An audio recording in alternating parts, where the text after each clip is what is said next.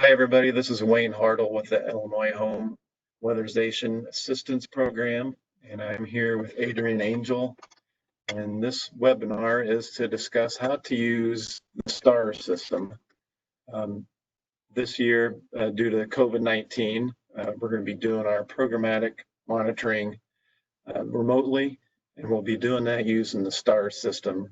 So Adrian's going to take you through how to use the system, and we'll even have some examples of a programmatic monitoring tool, and we'll kind of walk you through all the steps for doing it. So I'll hand it over to Adrian. Good morning, everybody, or afternoon, whenever you're watching it. Welcome to the STARS monitoring tool training session. So like Wayne said, what we want to do is we want to show you how to use the monitoring tool and to familiarize yourself a little bit with how the online monitoring process will take place a little bit. So I think the best way to do it is to start by showing you exactly how to access STARS, and once you're in STARS, you know where to go. So the STARS, to access the STARS monitoring tool and to log into STARS, you'll go to stars.illinois.gov /monitoring tool. You can see it at the top of the screen in the URL box. So once you type that in, you'll get a login screen for you to sign into STARS. It'll ask for your user ID, which typically your user ID is going to be your email password or your email, and then you have a password that you've set in STARS. If you don't have a STARS user ID or a password, contact Wayne, and Wayne will get you set up in the system with a user ID. I know because we used this a couple of years ago to collect applications. Many of you already have that user ID. So once you sign in, if you use that URL, that's the stars.illinois.gov /monitoring tool, it's going to take you straight to the monitoring tool document. There's a variety of different URLs that you can use for your guys' purpose, where you're primarily doing the monitoring tools. This is going to be the best way to get you into the monitoring tool. So right now, I'm in the regular monitoring tool, but what I want to do is I'm going to switch over to the test tool the Q&A system, the test system real quick, so that we can log in as an agency, so you'll be able to see exactly what you see. So we're going to log in as ABC Community Action Agency.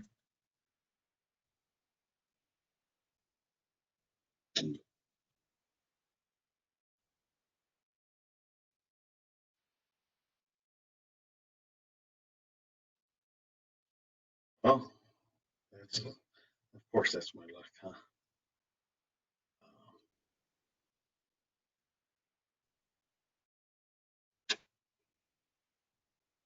We're going to try this again. We're going to log in as ABC Community Action Agency and sign in. So as you can see, I signed into a different area. So when you sign in, if you don't automatically go to the monitoring tool area, up here in the top right-hand corner where you see My Systems is a drop-down, and you can just go to the drop-down arrow and choose Monitoring Tool, and that'll take you into the monitoring tool, that portion of STARS. In this portion, you're going to see two different icons or links for you to go to. One is the program tool assignments, which will actually take you to the tool that you're going to be completing. The other one is a document library, and that's where you'll be uploading your supporting documentation to whenever you're answering the questions and things such as that. So we'll start with the program tool assignments, and whenever you click there, it'll automatically bring up your agency. I suggest that people click, even though you just clicked on here, I suggest that people click filter. That's going to make sure that you've got the most up-to-date information and that it has everything in the right status.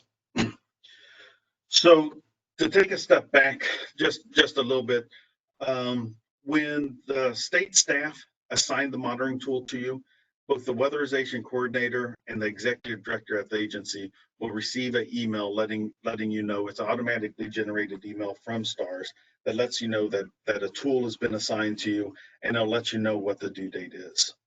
So when you get that email, that's the indication that you've got the tool. Multiple people can be in here and on the tool and work on it, but it's just those two individuals that get the email. So in this instance, we're going to say that you got the email saying that the 2021 weatherization program training tool was assigned to you. And when you sign in, you can see that it was assigned on July 21st. It has a due date to be completed by 8/28. So that's the date that you need to have everything updated on the tool and returned to the state by that time. You can also see that here the status say it has not been started. So if you want to see all the questions or to start working on the question, it's real hard to see, but there is a little white triangle right here to the left of the tool name. And if you click on that triangle, it expands it out, and it'll show you that in this tool, there's 9 questions. You can see here, based on the status of the questions, that none of these questions have been answered. So what in the first column, we've got the question number. That's basically just the numbering system to help sort the questions and keep like questions somewhat together. You have a description of the question, so you have some sort of understanding of what you're going to need, what that question is going to be asking, and then it falls underneath the training manuals category of the question types. So to begin answering the questions, over here in blue, you can see that you have a hyperlink. That's the grantee response. So to answer the first question, we click on the grantee response, and when we open it up, we've got the program tool name, we've got the question name, and then we have the question text. So this question says, does the agency have a written training plan for the weatherization program for the current contract year? If agency has a written training plan, does it include both subcontractors and staff? Answer yes or no in grantee comments. Please attach a copy of your training plan. So in this case, I'm sure everybody has their training plan. So we're going to go ahead and answer the question yes, and we're going to save. So once we answer the question yes and save, you'll notice that the screen is going to expand to allow for the uploading of documents and then the grantee response comments. So I'm going to backpedal just for a second here, and we're going to go back. I'm going to go ahead and close this question, and I'm going to go ahead and go back using the home arrow key back here to the main screen. And this is where the document library comes into play. So if you click on the document library, you're going to see you have a weatherization folder. Again, there's an arrow to the left that you can expand, and you're going to see that there's already some documents uploaded in here. So what we've done is we've created a couple different folders, and if you expand out those folders, you can see the documents that are in there. It's real easy to add a folder. So in this instance, I'll add a folder. And as you can see, this pops up. And so what I'm going to go ahead and do is I'm going to go ahead and name that folder name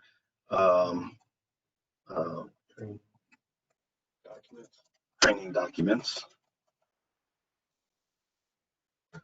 And I'm going to save it. So now I'm going to close that box. And now you'll see the training documents folder. To add your training documents, so to add that document that you're wanting, you can click on Add Document. And it's going to take you to a browse area where you're able to browse your computer. So what I'm going to do is I'm going to go ahead and go and find. I'm going to go ahead and find the document. So on my computer, so I saved it on the computer, this weatherization verification document. And I'm going to click Open. And you notice that it comes over here and it says weatherization verification. I'm going to say document type. And we always want to choose supporting documentation. So we'll go ahead and choose supporting documentation on here. In terms of documents, it's only certain kind of documents can be added, right? It's got to be a PDF, Yeah, or an Excel document. Yeah, that's a great question, Wayne. So yeah, we can only save PDF and Excel documents into the document library at this time, and that's to help make sure that we have plenty of space to save documents and all that stuff. So at this time, it either has to be a PDF or a Excel document. From here, you could easily change this name if weatherization verification is not what you wanted to name it. We could rename this the training manual. And we click save and close. And then just like that, in the training documents folder, we now have a document named training manual. So to return back to the questions, I'm going to go ahead and click on the home screen. I'm going to go back into the program tool assignments.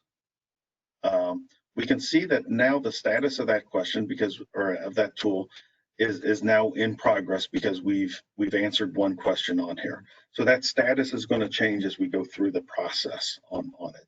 So now that we've answered one question, I can go back into this question now, and underneath documents, I can click on link a document, and it gives me the pop-up screen of which I choose what folder it's in, which it's in the training documents folder. And then I can choose the document name, and I click save, and I close it here. So now we've attached that document to it. So to help out the state and to help out to make sure everybody knows, if for example we know that this question is asking for the actual training plan to include both subcontractors and staff, we can click on grantee response comments, add a comment, and then what we'll do on the comments is we'll add a comment. Please see page 4 of the training manual for verification. This is going to direct the reviewer. We also have a second question as for that, yes or no. Okay. So they put their answer yes, and then say please. Okay. Yeah. Because we had a second question that said yes or no, and put it in the grantee comment section.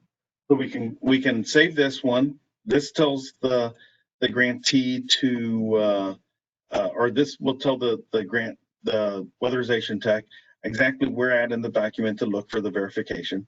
And then we can add a second document or a second comment to be able to answer whatever question that it is that it is. So in here we're answering yes. So we'll go ahead and answer that. So you can see that we can have multiple comments in here. If you realize that you misanswered a comment or didn't say something correctly, you can either open up the comment by clicking on the comment itself, and then you can click edit and make any changes you want. So for example, I realized that's page 5, not page 4. I can go ahead and edit that. And so now you can see it says page 5. If let's say you realize, oh, whoops, I said yes, that's not really what I wanted to say at all. You could actually even delete out that entire comment itself. And I'm deleting out the other one. So just by deleting comment, you can delete the entire comment itself. So that's how you answer the question, upload the document, and then provide a response. So we'll go through it again. Now that we're done with this question, we'll move on to the next question by clicking on the next button that was down on the bottom right. This one is our program manuals and OCA memorandum maintained and accessible to all weatherization staff. Please describe where program manuals are maintained in grantee comments.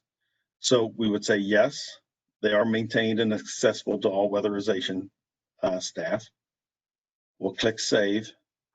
And again, now we have the ability to upload documents. In this one, it's not asking us to upload any supporting documentation. It is asking for a grantee response. So we would open up the grantee response and go ahead and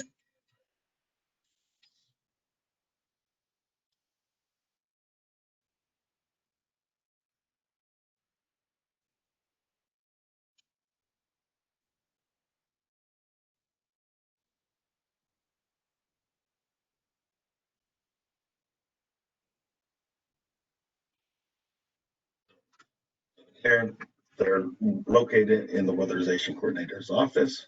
We can click Save. And again, we close that box.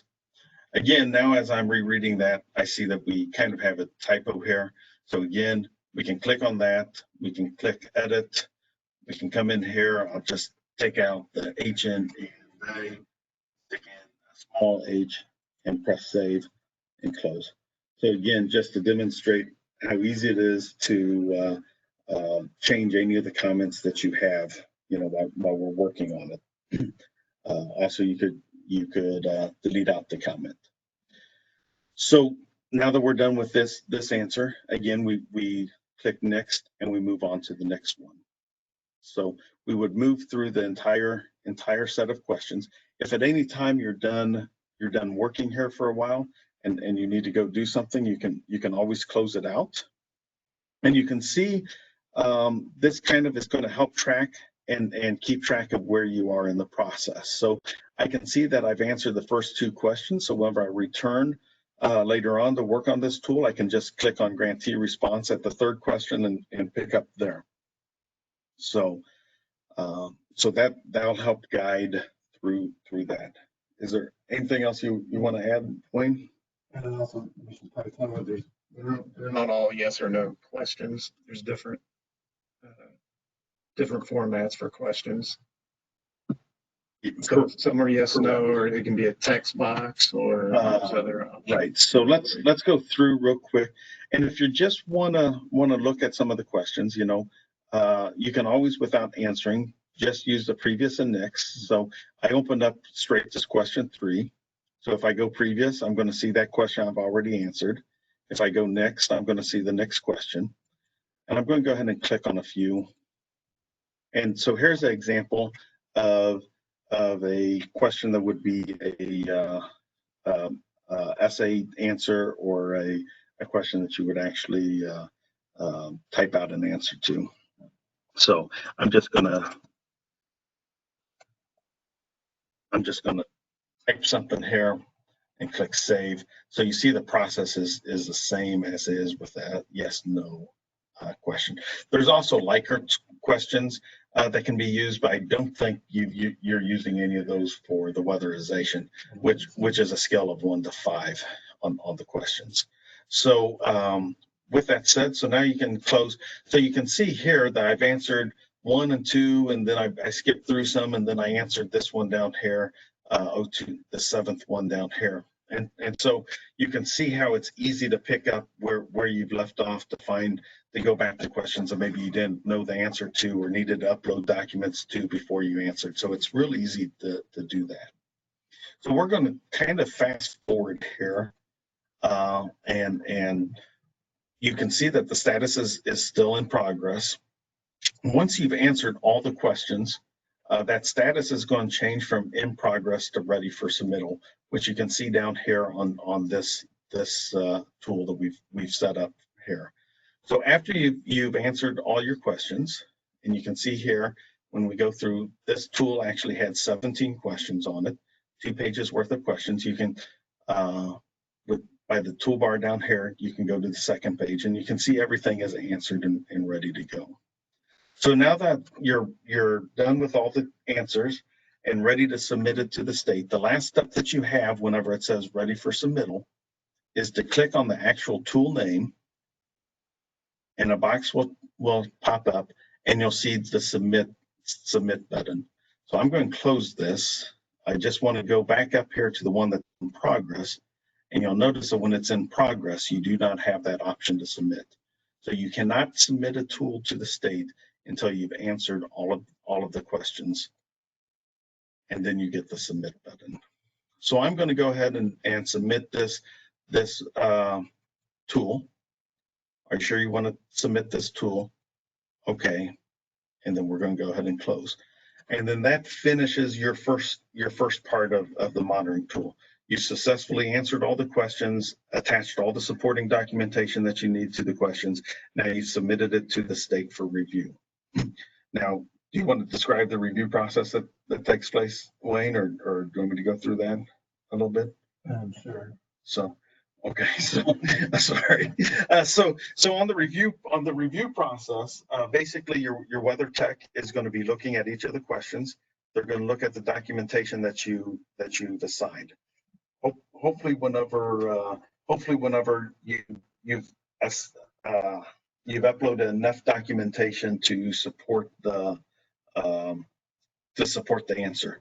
If the weatherization tech, if they have any questions at all, or not sure that the documentation supports everything, then what they'll do is they'll mark that tool for a follow-up, and then once they've answered all of the questions, they'll return that tool to the grantee to address any questions. So we actually have a tool that we've already have returned to the grantee. You'll notice that now the tool that we submitted says in review. So they'll say in review as they add comments and all that stuff, it'll change. So at this point, once they return that tool to you, again, the weatherization coordinator and the executive director will get an email letting them know that the tool has been changed and that what the due date is. So in this case, because you submitted the tool early, now they're asking the follow-up to be done by 8/14/2020. So you can open up this tool by using the little white arrow, and you'll see in here, you can see question 1, 2, and 4 was approved. So the weather tech was happy with your response and the documentation that you have. So you only need to apply follow-up for question number 3. But first, I want to just open up question number 1 to show you something. This question was approved by the state. So what you're going to notice is the edit button down here is grayed out. The delete button is grayed out. I can't do anything. I can't add any documents. I can't add any comments, and that. So once the state has approved a question, it locks that document to where you can just view things, such as a state response comment here. So in this one, Wayne says that the attached documentation confirms that ABC Community Action uses the correct QCI in progress monitoring form. So that's the state's way of being able to talk to you and say that you're doing something right or good or whatever. So now as I went to next, you'll see I'm on the 3rd one now, and now you have that option to be able to edit. So since they're saying something, and typically what you're going to see on this is you're going to see something in the state response comments that's going to tell you what is wrong in this, and it's going to tell you what is incorrect. So we can, in this instance, we can actually read it not in the state response comments, but in the state answer up here, because it's an essay answer. So it says, given that ABC Community Action completed 50 jobs, 8 in progress inspections is only 16%, not the 20% of production that is required for the manual. The agency shall submit a plan to ensure they meet the 20% requirements in program year 2021. So in this, the state is asking for some additional documentation. So what we can do here is we can go back to the documents. We can link a document. Again, this would need to be uploaded in advance in that document library. We would choose which folder it would be in. So I'm going to go ahead and choose this folder. We can find the progress inspection form, save it. If that's a document that you're using to provide the additional support. So then what we do is we've added that additional support, and we can add a comment saying to let the state know we have provided the additional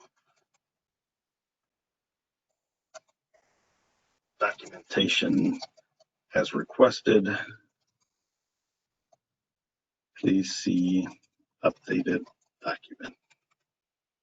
Now, I intentionally misspelled a word in here just so that I could show you that in here we have the ability to do a right click and do some spell check. We could also highlight and copy and paste. So if you've prepared this in a Word document or something, you can cut and paste out of a Word document or things such as that. So again, so there we are. And again, you always have the option to edit that document or delete that comment. So now that we've done that, now we're going to go ahead and resubmit this answer. Are you sure you want to resubmit this response? We're going to say okay. And now we've resubmitted the response. So whenever I close it, you'll notice that the status of the question has changed from follow-up to answer updated. So once we've done that, we're going to go ahead, click on here. And again, you've got that submit button that will submit it to the state.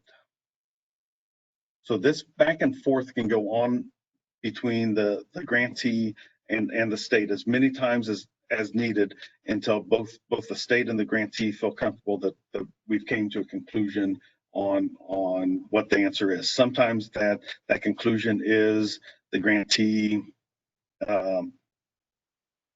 is unable to provide the supporting documentation for it not to be a finding.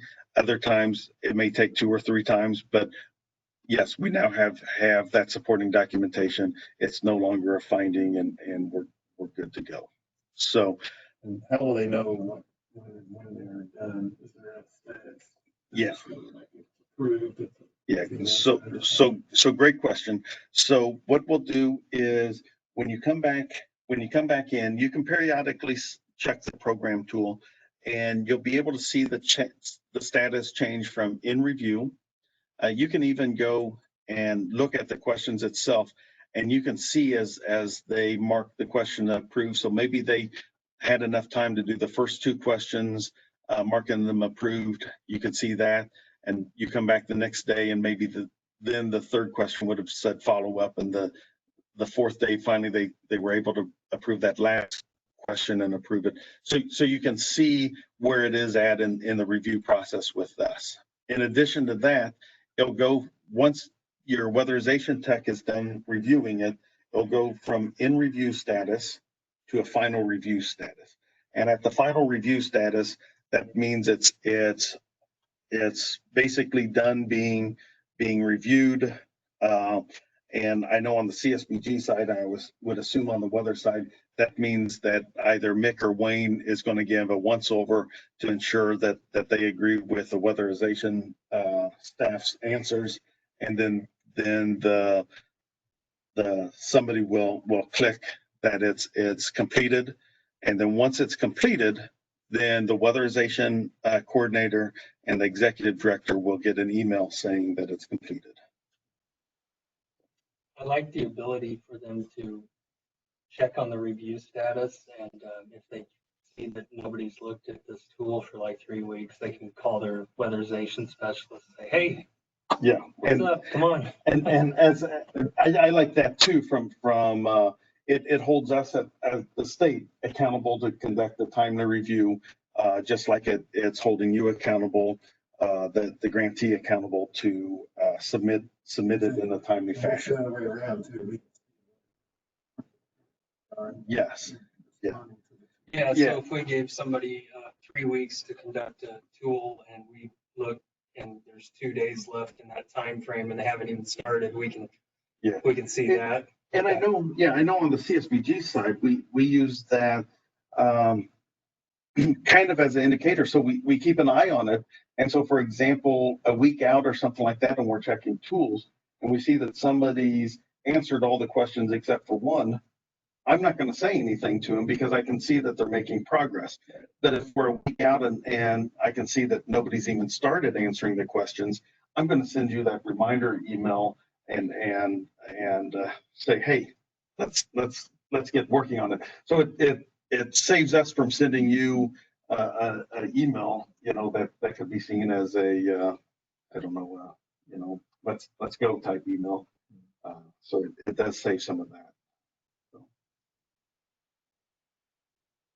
So That pretty much all of. yeah, we're right at the 30-minute mark, which is where I think we were wanting to keep this webinar at about a half an hour. So if you have any questions, feel free to reach out to either Wayne or Mick. Or Adrian. Or Adrian. We're still working on the next week or so. So we'll probably start assigning the programmatic monitoring tool in the next couple of weeks. And I think the plan is to allow for a month for the agencies to respond and to submit. And so that's the plan for that.